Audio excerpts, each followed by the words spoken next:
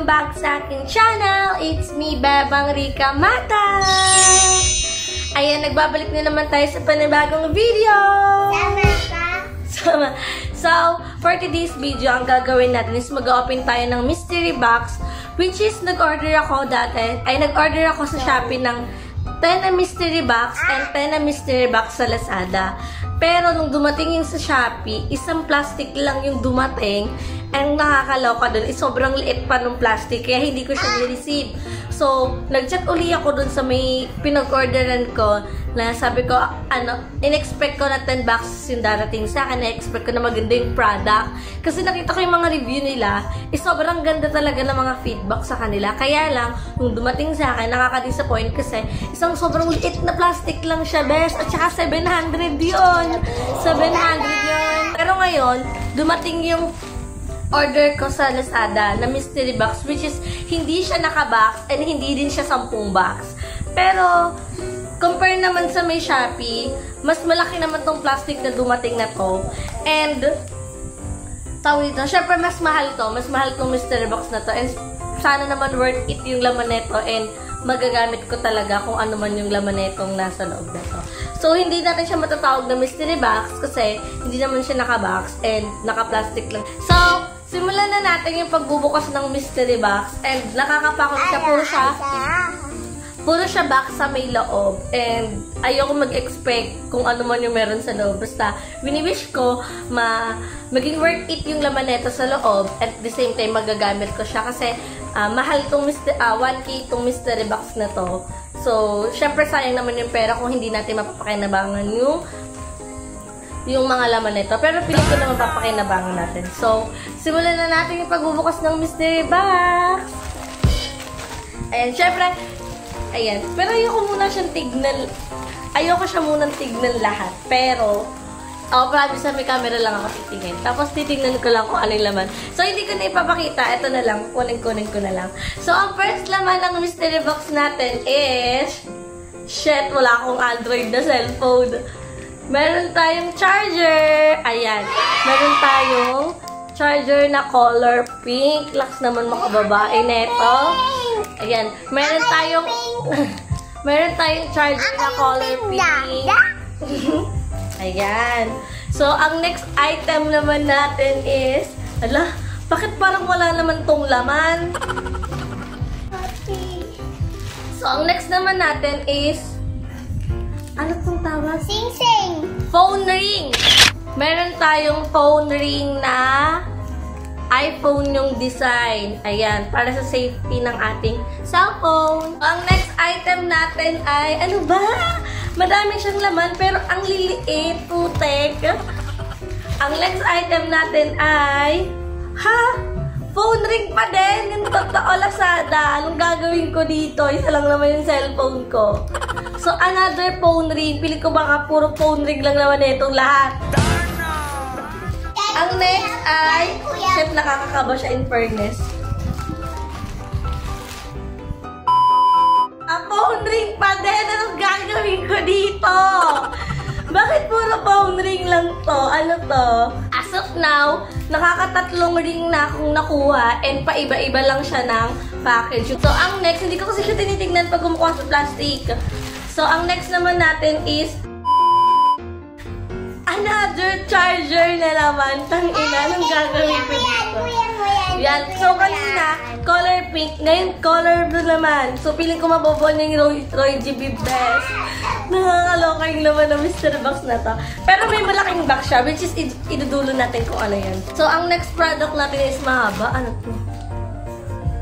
Ang next naman natin is, hindi ko alam yung tawag, pero para siyang cable protector. Yung dating nauso na nilalagay sa earphone na para magkaroon ng design. Pero ito, iba yung design niya. Buksan natin. Tingnan natin kung ano yung next item. Ay, wala na.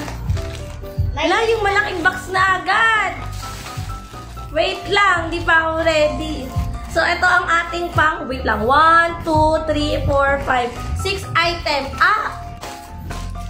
So, ang next nating pang-anim na item, Diyos ko, hindi talaga ito nawawala sa mystery box. yung earphone na nakakalokang nakabukas na at mukhang gamit na. So, earphone from Samsung. Ay, hindi pa siya gamit. Ang next item natin is... Ala, dalawa na lang yung laman niya. So, ang next item natin is... earphone ulit. Anong gagawin ko dito? Ang dami ko ng earphone. So, another earphone from Samsung, which is bukas na naman yung box niya.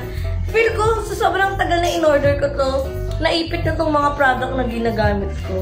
So, nakakuha na ako ng 2 earphone, 3 cellphone ring, 2 USB Android cord. So, ang next item natin is, nakakailan na tayo?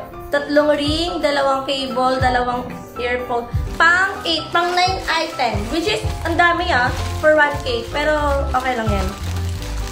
Ang pang 9 item na... Ang pang 9 item natin is earphone again na medyo maayos yung box niya. Ang galing, 3 product yung mga nakalagay sa loob. Which is, iisa lang din naman. 3 earphone na po yung nakukuha ko as of now.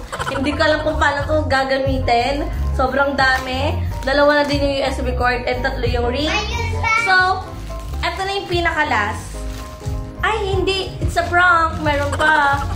Merong isang naka-bubble wrap, which is 2 pa po yung laman nito. Yan, kung makikita nyo, ayan, may box pa siya sa loob. Tapos may hawak pa akong maliit na box. Feel ko, ano kaya to? It's either AirPods or something like, ano? It's a jewelry box. Ano kaya laman nito? Feel ko relo. Or feel ko kwintas. Hindi, pero feel ko relo. Ayan, so, may nakuha akong maliit na box. Kala ko AirPod siya, pero... Ano kaya laman nito sa loob? It's a couple watch! Ang cute! It's a couple watch. It's color white and black. Yan. Let's see. Tignan natin. Pero parang hindi siya kasi sa akin, guys. Ay, wala siyang battery, so hindi siya nagana. Parang tayo pa magpo-provide ng battery niya. Yeah, hindi siya nagana. Or wala lang siyang battery kasama. So, ito na yung pinaka-pang 10th item natin. So, feel ko worth it naman yung 1K ko. And, may kasama pa siyang unan na maliit. Kasi ito yung nilalagay talaga pag may mga alahas sa isang box. So, ito na yung, meron pa. Meron pa tayong pang 10th item. So, parang 11 laman neto. So, meron pang pahabol. Ay, shit. Hindi nagpatalo yung USB cord. May pangatlong version pa siya. Nakakaloka. So, 3 yung earphone, 3 yung USB cord, 3 din yung phone ring. 2 relo, tapos isang cable, charger cable. So, ito na yung pinaka-last. Itong box na to, which is mabigat siya. And, ayoko mag-expect eh. Hindi naman sa phone kasi malapad yung case niya. Pero hindi na siya naka-sealed. Ay, wait ko. Ito yung mga preview sa cellphone. 1, 2, 3, go. Wow! Oh my gosh! Thank you, Lazada! Oh my gosh. It's a power bank. And 2 siya. And from Rumos. So, yung naman ng mystery box ko is hindi siya isa lang. So, parang sa isang item, ay sa isang product, 3 or 2 siya.